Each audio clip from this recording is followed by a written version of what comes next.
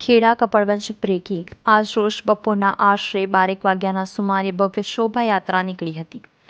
ત્યારબાદ bus stand પાસે તે વખતે ઉપરોક્ત કપડવંજ નગરપાલિકાના સદસ્ય નિમિતસિંહ શાહ આશરે 150 માણસોનું ટોળું લઈને શોભાયાત્રા કપડવંજ બસ સ્ટોપ પાસે રોડ ઉપર નીકળ્યા અને તે વખતે સદર ઇસમ તથા તેમની સાથે માણસોના ઇસ્લામ ધર્મ વિરુદ્ધ ઉશ્કેરણી કરવા લાગેલા તેમજ મુસ્લિમોએ ઈદે મિલાદુન નબીના પવિત્ર ઝંડા લગાવેલા તે લાકડીઓથી તોડી નાખી જાહેરમાં મુસલમાનો તથા ઇસ્લામ ધર્મનું અપમાન કરી કપડવંજમાં ઘૂમી તોફાન કરવાના પ્રયત્ન કરેલા અને મુસલમાનોની લાગણી દુભાય તેવું કૃત્ય ઇરાદાપૂર્વક કરેલી હતી।